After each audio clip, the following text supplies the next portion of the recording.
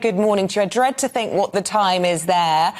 Give us a sense of the kind of mood. You know, it's lots of excitement, I suppose, around all of this, because a lot of it hangs in the balance, whether or not we're going to have a lame duck president in the form of Biden, or perhaps the resurgence of your great friend, Donald Trump.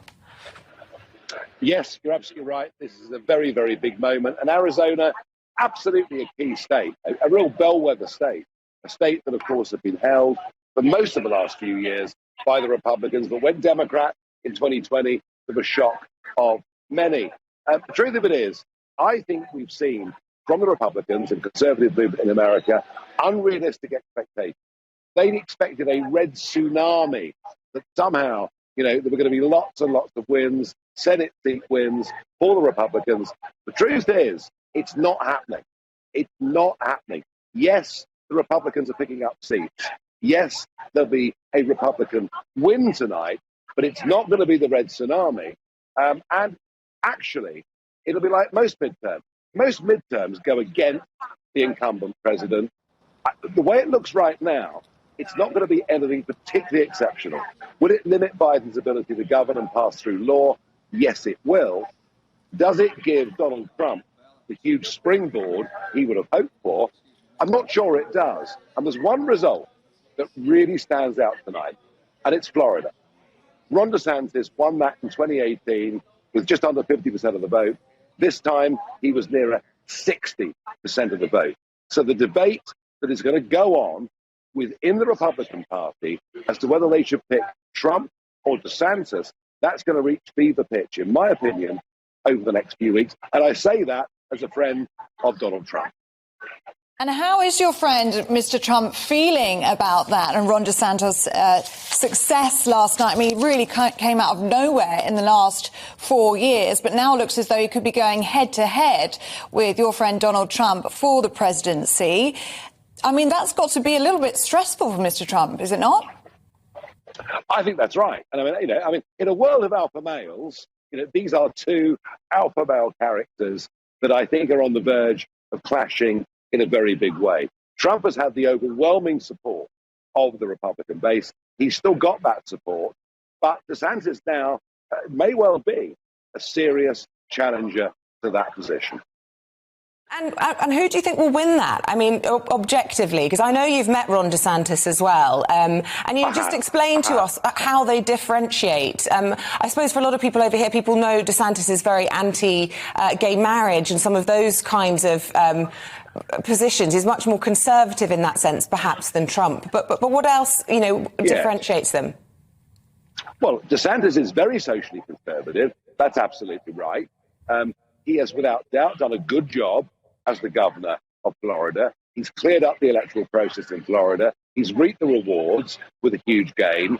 And what DeSantis fans are saying is he's won over the undecideds in the middle, and that what Trump does is to appeal to a big base who fanatically support him, but not big enough to win the presidency. Against that, I would say Donald Trump is far more down to earth, far more likely to reach working class voters in the Midwest, in the Rust Belt, the former steel areas, and places like that. I mean, if there was a contest tomorrow as to who Republicans would pick as their presidential candidate, it would be Donald Trump. But in the light of these results tonight, and hey, by the way, the counting is not over yet, but from what I can see of the results tonight, the numbers supporting DeSantis will be much higher than it was before. So, there could be a really titanic clash here between two alpha males. Trump, overstated, extrovert, makes me feel like an introvert. DeSantis, a much quieter kind of figure.